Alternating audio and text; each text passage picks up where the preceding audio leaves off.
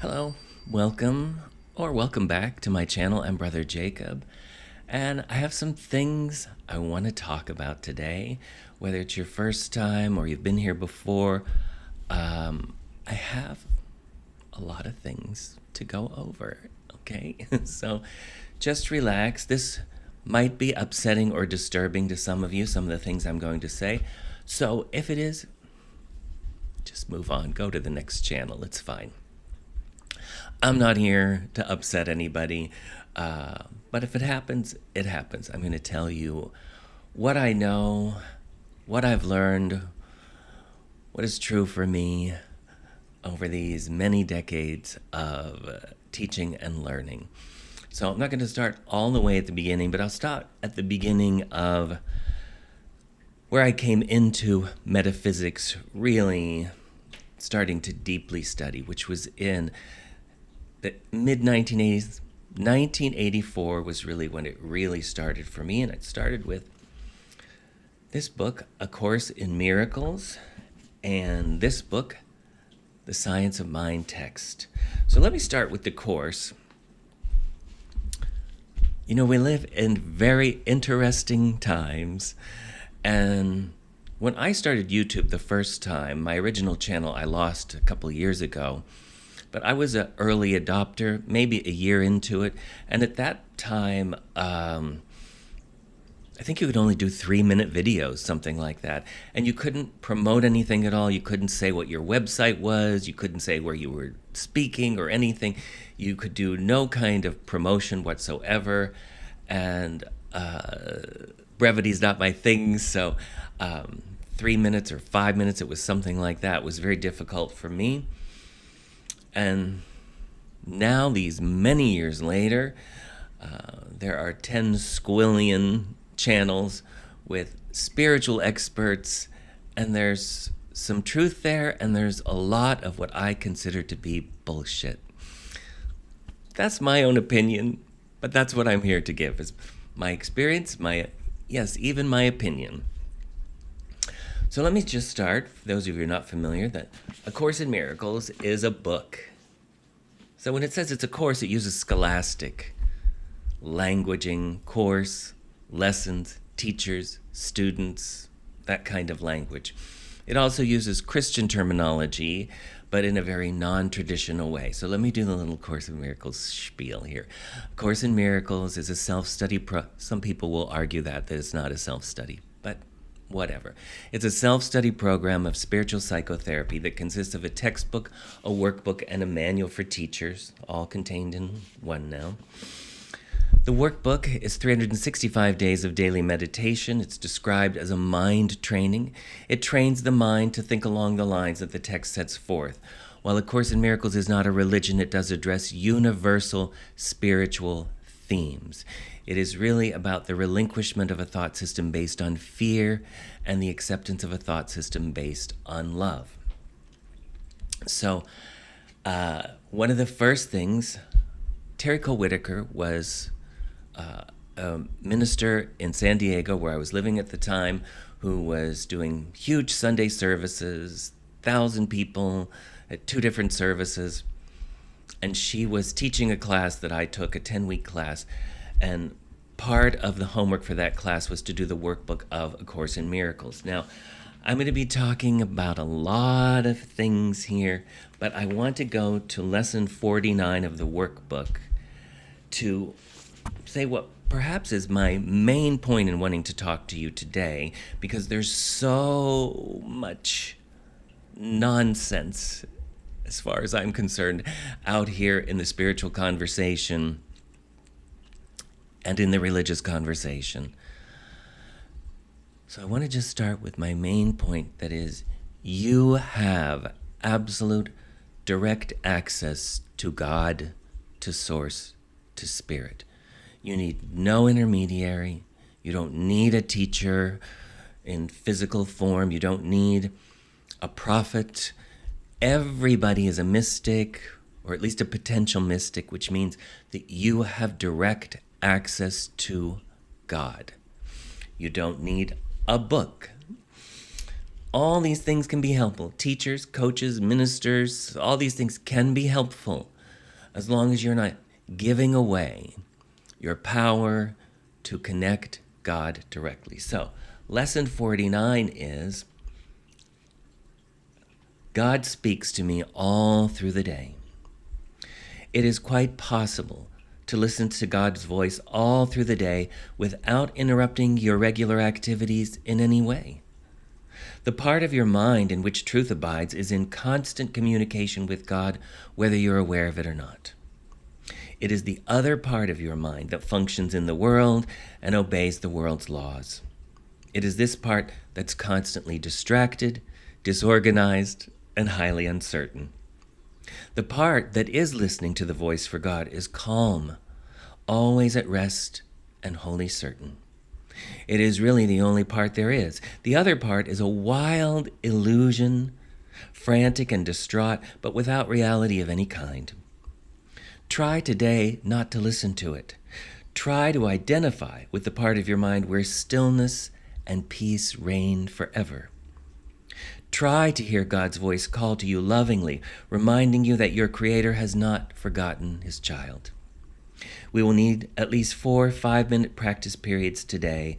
Blah, blah, blah. It tells you, you know how to practice. Then listen in deep silence. Be very still and open your mind. Go past all the raucous shrieks and sick imaginings that cover your real thoughts and obscure your eternal link with God. Sink deep into the peace that waits for you beyond the frantic, riotous thoughts and sights and sounds of this insane world. You do not live here. We're trying to reach your real home. We're trying to reach the place where you are truly welcome. We are trying to reach God. So, God's Spirit is talking to us all the time. One of the things A Course in Miracles says is if you do not hear the voice for God, is perhaps because you do not choose to listen. So it begins with a willingness to be still. Go within and listen. Now, here's another thing I want to read, which is the introduction of the Course. Very short. That's the introduction. Not long, on which so much of truth is based, actually. I'm not going to read the whole thing, but I do want to read this. The Course does not aim at teaching the meaning of love, for that is beyond what can be taught. It does aim, however, at removing the blocks to the awareness of love's presence, which is your natural inheritance. The opposite of love is fear, but what is all-encompassing can have no opposite. The Course can therefore be summed up very simply in this way. Nothing real can be threatened. Nothing unreal exists. Herein lies the peace of God. Now, some of you, many of you, may be familiar with the teachings of Abraham Hicks. Abraham says there's only 2 thought systems. One feels good and one feels bad. I love the simplicity of that. That's what the Course is saying right there. So even though A Course in Miracles uses the word ego and talks about the ego, it also says, and I want you to really consider this, that the ego does not exist. It's an illusion.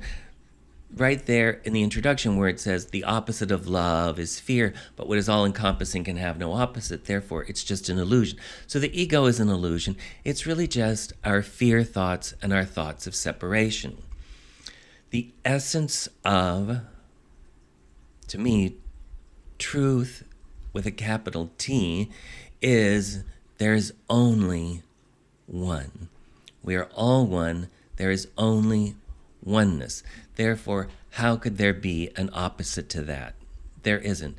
There is no devil. There are no demons. There are no dark entities. All of those things made up by religion and false spirituality to terrify people. They don't exist. They are not real. They are illusions. There is only the oneness, the one mind, the one power, the one presence, whether you call it God or Source or the universe, whatever you call it, there's just the one. Now, Ernest Holmes, who I believe was a spiritual genius, also taught the same basic thing, but in a different way, that there was only one unity of all. Jesus prayed that all might come to see the unity of life, that they may be one even as we are one. Over and over again, we want to keep coming back to how simple all of this is. A Course in Miracles says complexity is of the ego, but simplicity is very difficult for twisted minds. To me, our spiritual growth and expansion is the untwisting of our minds. Now, while I'm talking about A Course in Miracles, and I have a whole stack of other books I'm going to talk about here, they are just books. There are no holy books. The Bible is not a holy book. There are no holy things. You are holy. Your essence is holy because you are part of the one. But no thing is holy, and nothing and no one is infallible. So while I love A Course in Miracles, I don't agree with everything in it. This is not the old-time religion where you have to believe every single word of it or none of it. If it's not completely true, every book was written by a human being. God never wrote a book. Now, the essence of that God can come through, and you can write down things, but you're still a human being and you can make errors. And so you have to be able to trust the voice of God within you to give you discernment. The Bible, the Judeo-Christian Bible, is just a bunch of stories. It's not a history book. You know, I love, and we'll maybe get to him in a bit, Neville Goddard, who says it's a psychology book. It's about the psyche and the journey of the human psyche. But most of the Bible is fictional characters telling stories. There's a lot of hateful bullshit in there. Nobody was following around any of these people with a stenographer pad. So to turn your life over to any book or any teaching is, to my way of thinking, to usurp your own responsibility to not, years ago when Neale Donald Walsch wrote Conversations with God and people got so excited about it, I was like, what do I care what God said to Neale Donald Walsch? That's irrelevant to me. What's relevant is what God is saying to me. What's relevant to you is what God is saying to you. So all of these, so nothing against Neale Donald Walsch or that book, there's wonderful wisdom in it and there's bullshit in it.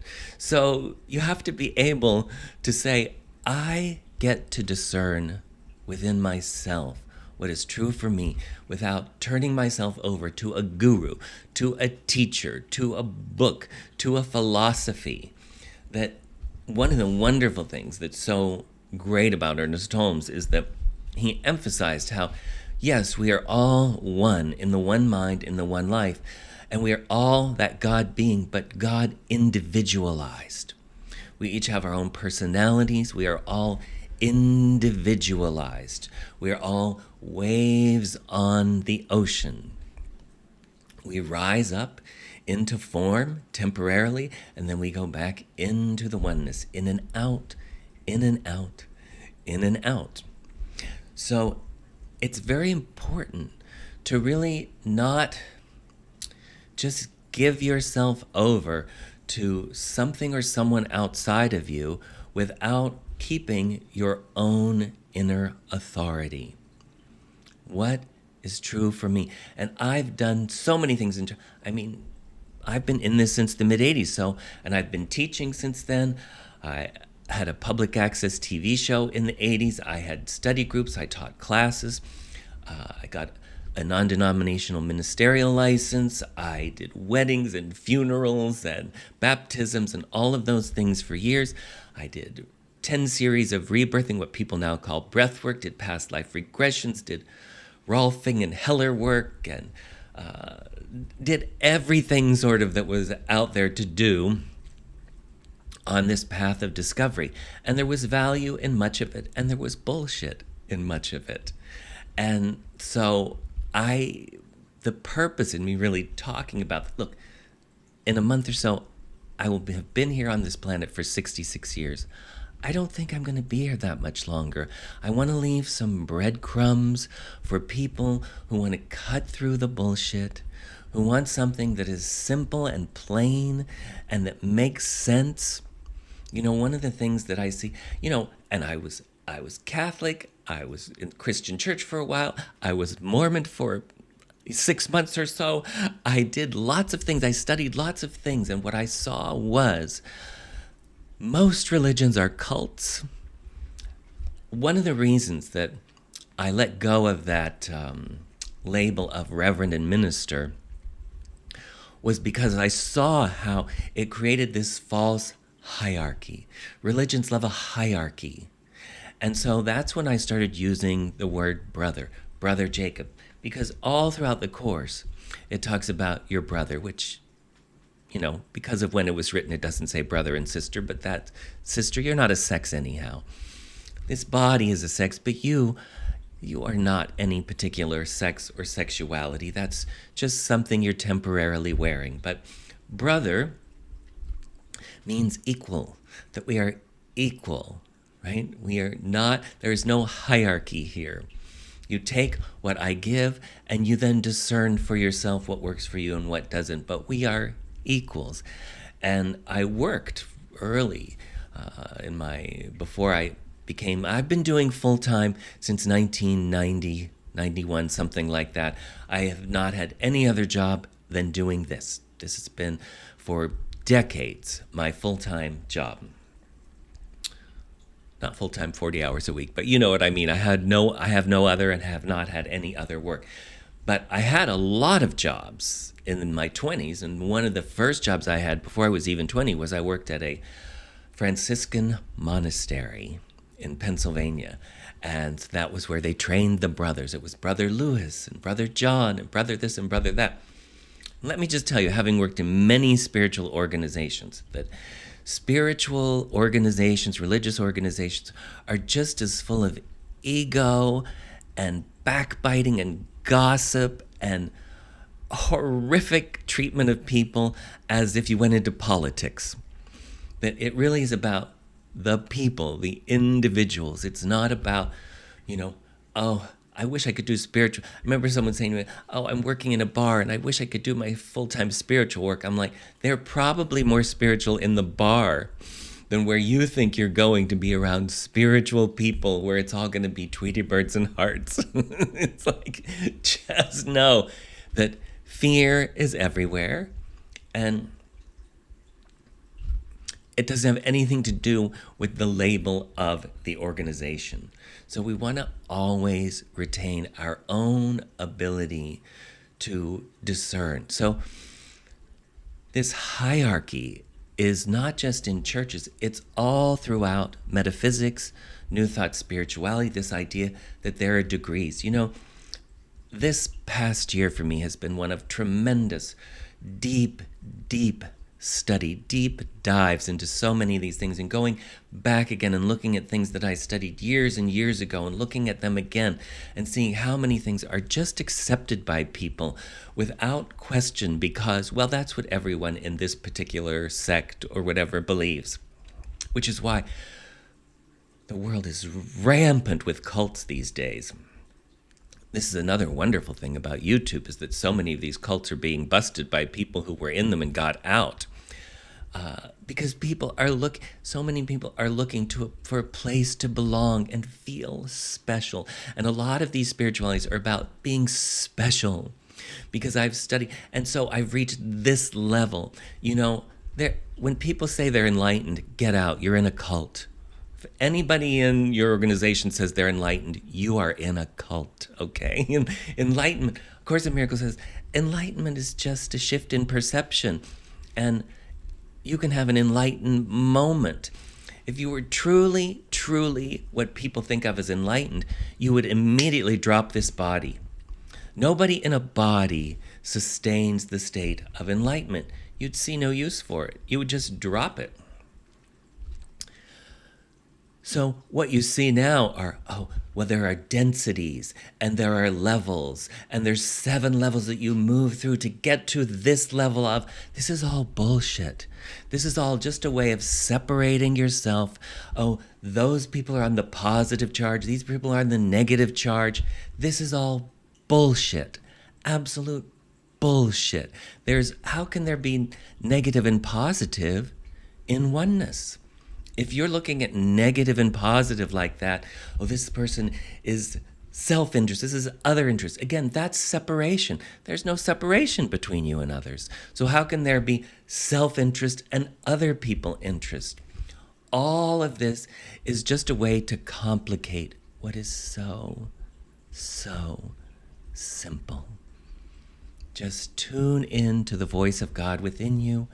Realize that you're either in fear or in love, and that the fear is just an illusion. So, A Course in Miracles says all through it, brother, choose once again. So, let me just give you some. Now, again, as I mention all of these books, I don't think there's one of them that I agree with every single word that's in it. I read them, I take out what resonates with me as the truth, and I leave the rest behind. So if you're offended that I just said something that you believe in is bullshit, I'm not your authority. You're allowed to believe whatever you want to believe. That's which you will anyhow. So don't feel attacked. I'm not attacking you. I'm not attacking your belief system. I'm just telling you my experience. All right, so I'm just going to go through some of the books that I have found so helpful in this journey of over 40 years now. One really wonderful book, I won't show you the cover because I make my own covers, is Living by Grace by Joel Goldsmith. Living by Grace by Joel Goldsmith. I cannot recommend it highly enough. And it really is about that tuning in and letting go of all the nonsense of investing in building palaces in the physical world. That you were meant to thrive, you were meant to be healthy and happy and joyous and prosperous, but those are not the things to focus on. The things to focus on is the divine presence within you, into just letting that run your life is really what this is about. And it's so much what I also loved about these 2 books, The Wisdom of Lao Tzu, edited by Lin Yutang, and The Tao of Leadership by John Hyder, which is basically, to me, the Tao and Joel Goldsmith Living by Grace, almost the same, very same teachings, really, which is there is a flow, a presence, a power which can run your life if you will relax into it. That so much is about a calm delight and a relaxing into the divine flow. Now, the whole Western world goes crazy when you say stuff like that. You can't go with the flow. You can't take the path of least effort.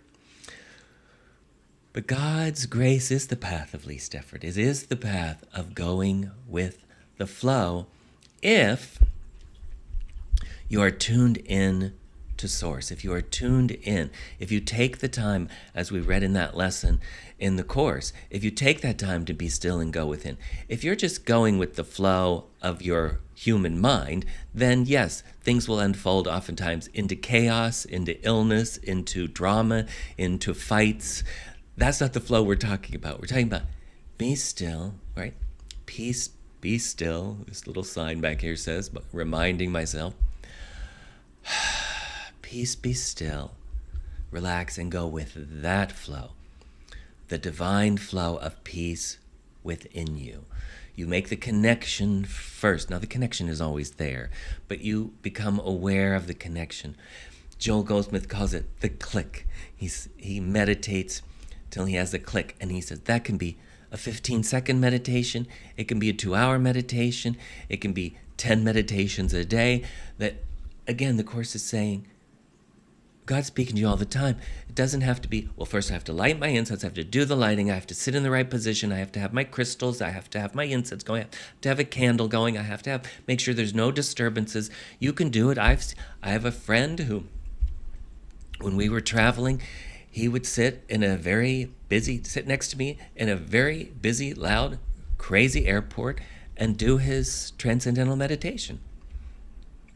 It was loud, it was rushed, it was, smelly, and he just made his connection and we went on with our day, right? That there's no special tools. These things are wonderful. They're reminders. There's nothing wrong with them, but they have no special power, all right?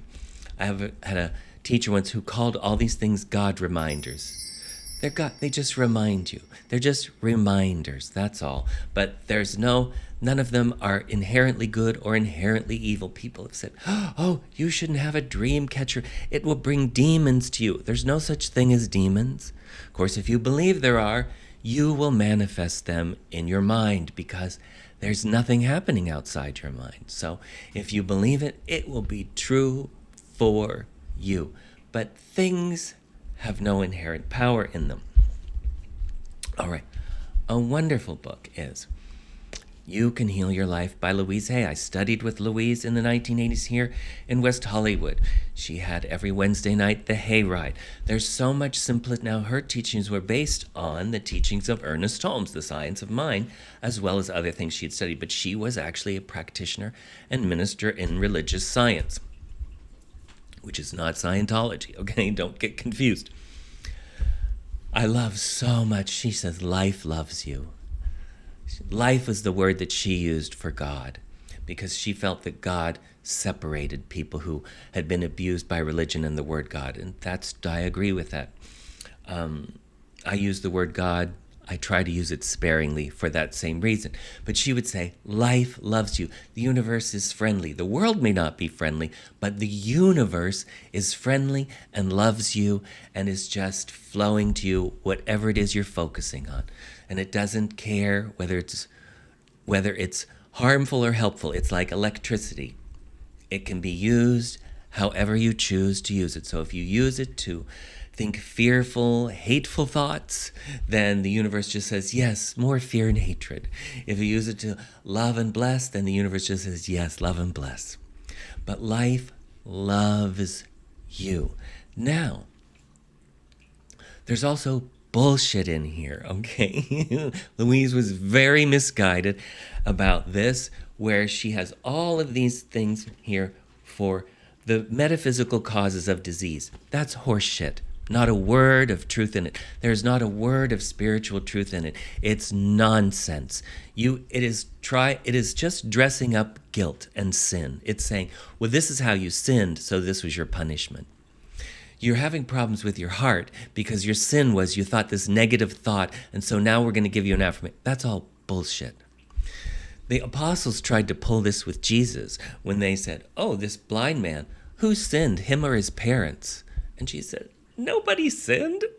This is ridiculous. Neither him nor his parents sinned to make him blind. But this will just glorify God if I show you that blindness is just an illusion. And so there you go. You're healed. Now, here's the other thing I want to emphasize. Years ago, this was in the early years of me teaching. This was probably about the early years of me teaching full-time. So I was lecturing twice a week in Santa Barbara to pretty large crowds, a few hundred people. And I was counseling people, as I said, doing all these things. So a young man came to me. This was 1991. I was about 31. This young man came to me. He was in his early 20s. He might have been 23 or 24. Came to me for a private session. And he said to me, he'd been coming to the lectures for some time, and he said, I realized one day when you were talking, oh my God, he's just some guy. He's just some guy. Like, so many people want a spiritual teacher to be, oh, I'm sure he levitates in his off time and walks on the water and is completely blissed out and happy all the time. And I was talking, I'm gay. I would talk about sex. I love men. I would talk about money. I would talk about things I love to eat. I'm not a vegetarian. I like meat. All these things that, oh, spiritual people don't do that. They don't swear like Jacob does. He's just some guy. And I was so thrilled that he had this realization because everybody is just some guy. The Pope is just some guy. The prophet of the Mormon Church is just some guy. Buddha was just some guy. Jesus was just some guy. Everybody, Joan of Arc, Mother Teresa, we're all just some guy. There's no special people, no anointed people, no chosen people. It doesn't exist. It's all a lie of the ego. Jesus himself said he was just some guy. He said, oh, me? You'll do greater things than these. This is just the beginning. He said that he was the Son of God, but he didn't say, I'm the Son of God and you're not. He said, oh, your scriptures say that you are gods. He said, I agree with your scriptures. You're all gods. All, not some, all. That's one of the things that got him crucified. Do you know that Jesus was crucified for 3 things? This was what he was taken to court for. Blasphemy, for saying he was the Son of God. Sorcery. He was a wizard. You know, they burned all those witches. Jesus was a witch too, a sorcerer, okay? And sedition. Even though he didn't really do anything seditious, he said, render unto Caesar what is Caesar's.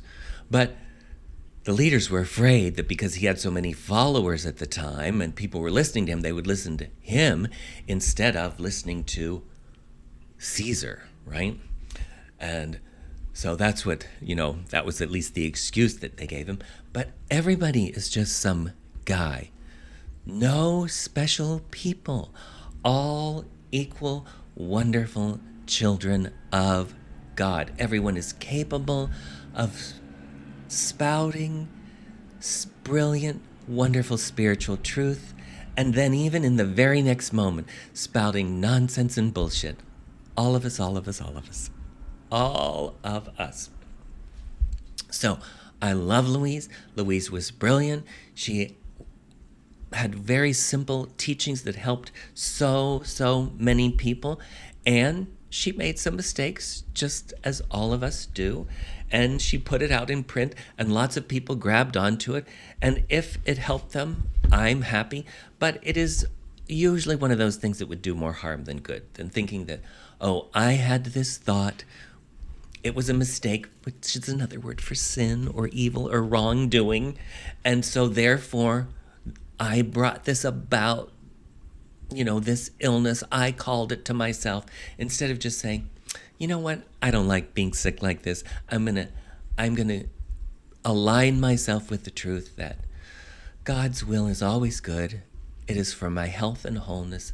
I'm gonna relax and breathe. I'm not gonna fight this. It's a temporary situation. It is passing away now. A Return to Love by Marianne Williamson. This wonderful book is based on the teachings of A Course in Miracles. I think it's wonderful. I disagree in some ways with that. Marianne talks a lot about God as if he is a dude in the sky. Now, she'll say in here that she doesn't believe that, but she talks about God in so many ways as it's a he that does stuff. But God doesn't do anything. When Marianne talks about, and her prayers are God do this and God do that, this is not true prayer. God's not going to do anything. God doesn't do things in the world. God doesn't do things in the world. Mary Baker Eddy, who was really, in so many ways, started the whole metaphysical movement, is very clear in the first chapter, the first pages, which are about prayer, saying that God's already done everything God is going to do. Now, it's like Paul said, you work out your own salvation. The line that she says that I use so many times says, you wouldn't go up to the blackboard and pray that math would solve the problem. You've been given the principle of math, now work it out using math. That's really what all true metaphysics says is, you work it out. You work it out. You've been given this law, this presence that just says, yes, life loves you. So you are using it all the time. There's no not using it because you're directing your energy all the time, either in helpful or harmful ways. So we don't pray for God to fix this or fix that or take this disease away. Instead, we exit the realm of the problem in our consciousness and return to simply what many call practicing the presence. Brother Lawrence, I believe, coined that phrase of practicing the presence of God. I'm returning to God is health, God is well-being, God is peace, God is prosperity, God is right action, God is right thinking. I'm not asking God to come into my problem and take it away. God's already set everything up. I'm returning myself to the answer. I'm moving out of the level of the consciousness of the problem and into the consciousness of all is well. This is one of Louise's big things. All is well, all is well, all is well. So true prayer is what I call affirmative prayer. It is just a temporary thing that we do to move ourselves into alignment with spiritual truth. So when I've written books of prayers, when I wrote the I Am Meditations book, that's 365 days of daily affirmative treatments or daily affirmative prayers or invocations or the Miracle Worker's Handbook, those are affirmative prayers where you're stating the metaphysical truth. It doesn't do anything to God. It doesn't even really do something to the situation. It does something to the one that prays. This is a very standard Ernest Holmes teaching, is that everything happens in the mind of the one who prays. It doesn't do anything to God. It doesn't even really do anything to reality. Then ultimately reality reflects our consciousness. Everything is consciousness, consciousness, consciousness. That's what I love about Neville, the Neville Reader. This is my favorite Neville book. My favorite is The Law and the Promise because it's a fun way of moving yourself out of the level of focusing on the problem and focusing on what Neville calls the law of assumption, where you live in the end. You live in that place of as if your healing has already happened. You're already in peace. You're already in health. You're already in alignment. You're already in abundance. You're already in your right work. You're in your right home. You're in your right relationship. It's joyful. It's fun. To me, this is one of the things I loved about Abraham Hicks, is saying life should be fun. I don't believe, and this flies in the face of a lot of the Course, that we're here to learn lessons. I don't know that I even believe in reincarnation anymore. There are things I believed a year ago that I really don't necessarily believe in anymore. If there is reincarnation, I fully believe that it is a choice, that it has nothing to do with you have to keep coming to perfect yourself and learn certain lessons until you get it. And again, it's a hierarchy that's bullshit. If we come here for reincarnation, I think it's because we just want to. We just want to have the experience of having a dense physical body and seeing what it's like, just like Julia Roberts decides she wants to play a part in a movie where she suffers or where she's smart or where she's this or where she's that. You're just playing a part for the fun of it. That life is supposed to be fun, and we get here and we forget that. This is why I've stopped years ago trying to help people with their suffering, because so many people want their suffering. They love their suffering. They're completely identified. Their whole personality identification is with their suffering. And if you try to take that away, that's a horrible thing for them. They wouldn't even know who they were without their story. I used to try to help people let go of their story. I don't do that anymore. I'm like, if they want their story, good for them. I can give tools and things of dropping the story if what you want is peace, if what you want is to let go of suffering, but I'm not evangelizing peace or anything that anybody doesn't want. If somebody wants it, they'll be drawn here and they'll take what they can get. And then I've seen people, there are people who've come in and studied with me and for years watch their lives transform, watch their dreams come true, watch things improve radically, and then at a certain point, they just dropped it all and went back to their suffering. And that used to really disturb me.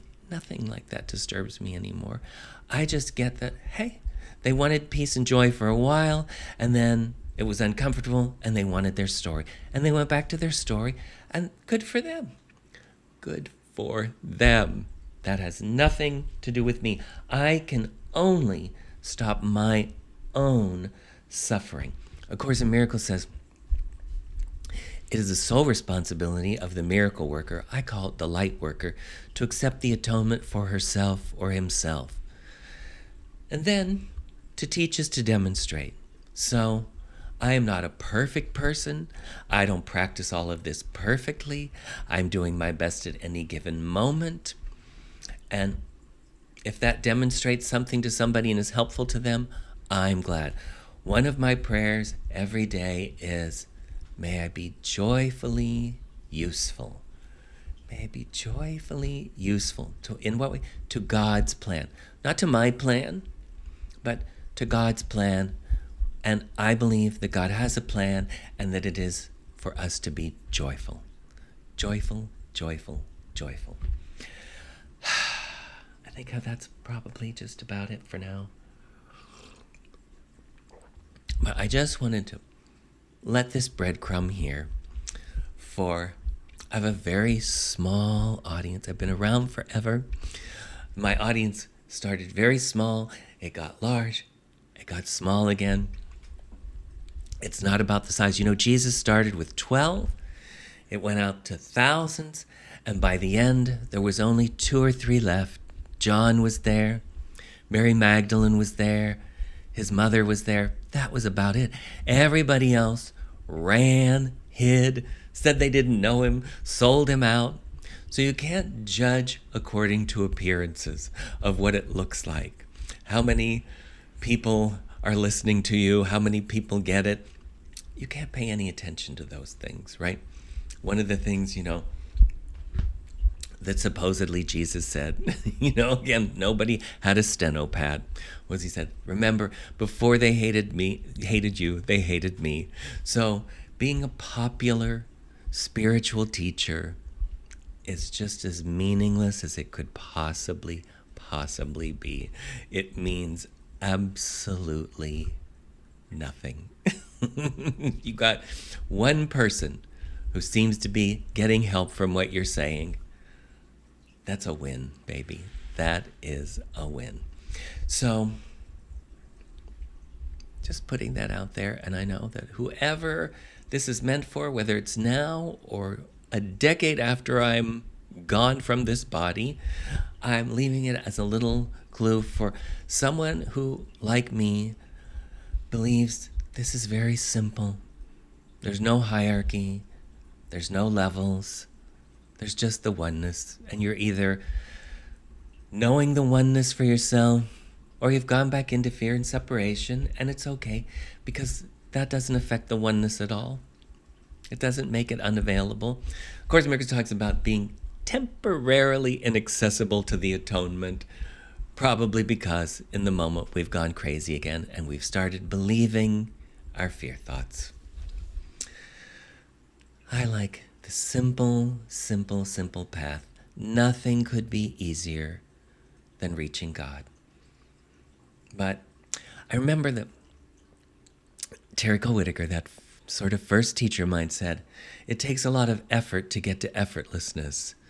And the effort seems to be in relaxing. It takes a lot of effort for Westerners to relax, to just trust that stillness and not think, oh, but meditation is so hard and I have to do it exactly right.